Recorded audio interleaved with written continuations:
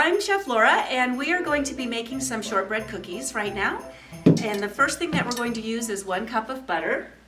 Wonderful thing, butter comes already measured. 2 sticks is 8 ounces or 1 cup.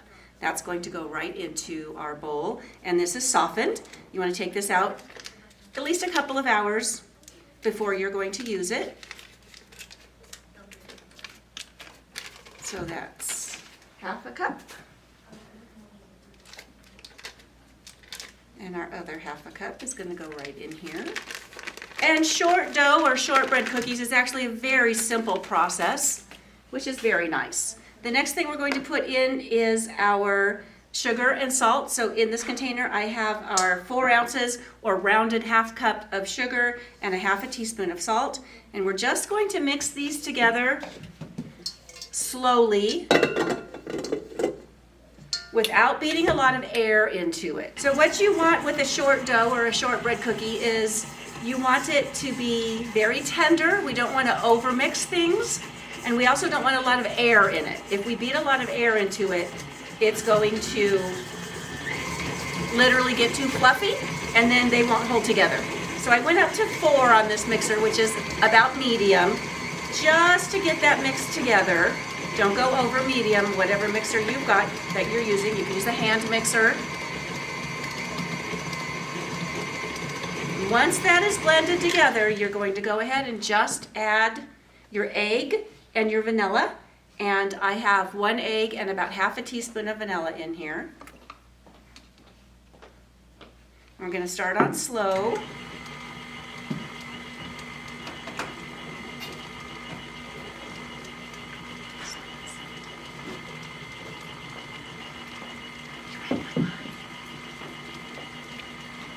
And once that gets started mixing in, I am going to clean the sides of my bowl. KitchenAid mixers are great at that, but nothing's perfect. So we want to make sure that this gets mixed in here really well. So I am just going to scrape down the sides of my bowl here.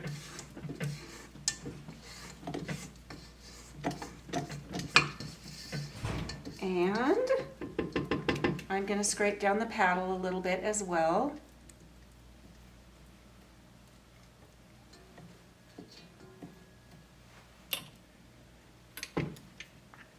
Turn this back on low. Oh, perfect. Once that's all mixed in, we're going to put in the flour. Now today I'm using an all-purpose gluten-free flour. Works very, very well in a short dough recipe. And what we happen to be using today is this.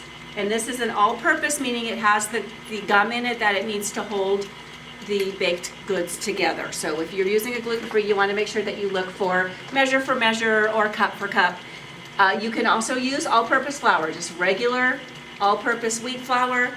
Either one works beautifully in this recipe. So once that egg is mixed in there, and we're looking at a pretty smooth mixture again, I'm going to just add my 12 ounces or 2.5 cups of flour.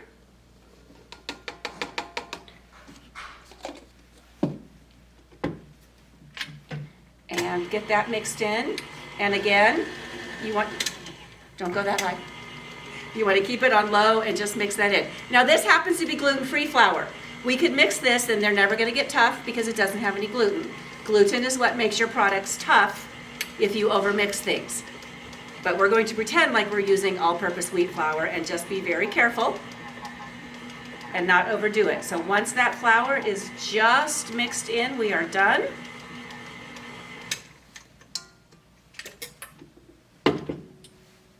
And I'm going to get this scraped off of the paddle.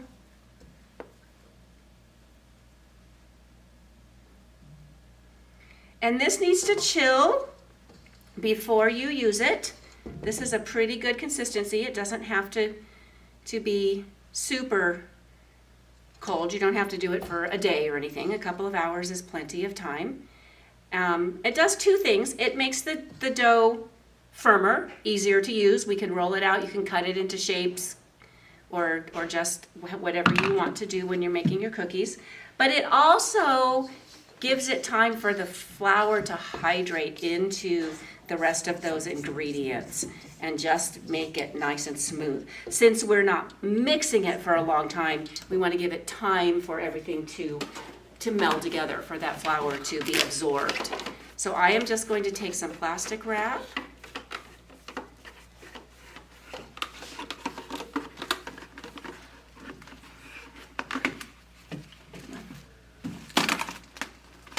There we go. And get this down on there.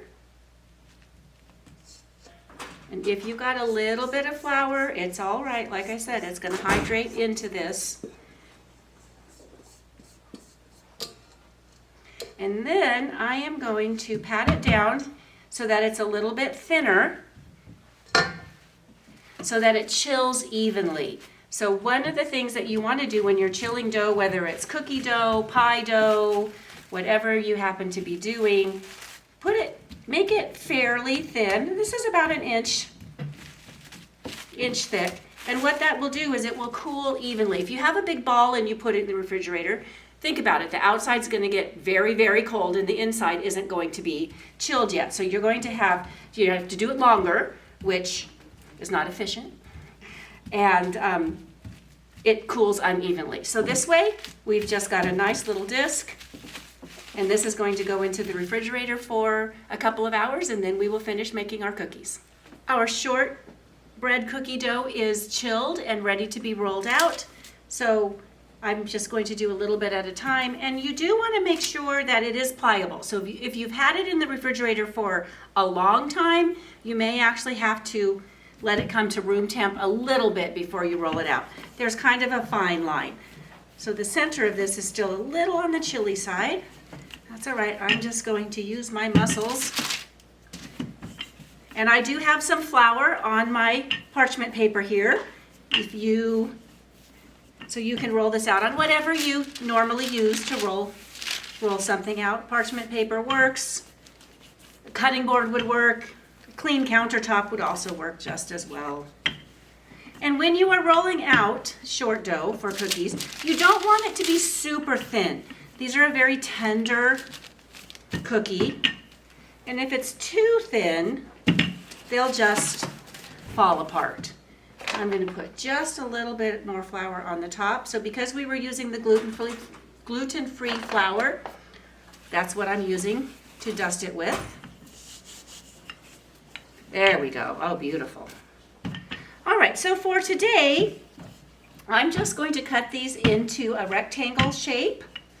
We'll get them baked, and then we're going to do some fun little decorating with them when we are done.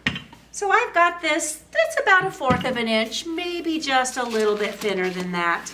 And again, you don't want to go too much thinner than that for these. And then I'm just going to even this up a little bit. Cutting my cookies. You can use a cookie cutter. Like I said, we're just going to do this with a knife today. Make some nice even little rectangles. And I'm not going to make them too big. If you're having a party or a cookie exchange, a little bit smaller is nicer. That way people can have more than one. So I've got about 1.5 inches, and we'll go about there. And then when you put them on your cookie sheet, leave a little bit of room. They might spread a little bit, but they don't have to be super far apart. They're not going to spread a lot. And these are going to go into a 425-degree oven, and they don't take long to bake at all. Short dough cookies or shortbread cookies are actually a little on the pale side. They'll get a little bit brown around the edges, but you're not looking for a deep golden brown. Okay, let's get these in the oven. All right, I have my chocolate wafers melted. We used the double boiler method on the stove. This can also be done in the microwave and then just poured into a little bowl for the dipping process. You can also melt chocolate chips, and if you're really adventurous, you can temper and melt actual chocolate. But this is going to be just perfectly fine for what we're going for here. So again, the chocolate is melted. I'm just going to take one of my cookies, put that in there about halfway. Let some of that excess drip off. Chocolate is delicious, but it doesn't need to be that thick. And I'm going to go ahead and set this back down onto some parchment paper. It'll peel right off of that when the chocolate is set. You can use wax paper. Parchment paper is just a wonderful thing to have in your pantry. And usually get 100 or more sheets at a time in a package, so it lasts a really long time too. So once you've dipped that halfway in, while it's still wet, you want to sprinkle with whatever you're going to do. You can use different colored sugars, you could use chopped nuts, you could use the colored sprinkles that we're using, really whatever. Chopped up candy canes for the holiday season would be lovely and delicious. And that is how we're going to decorate these cookies.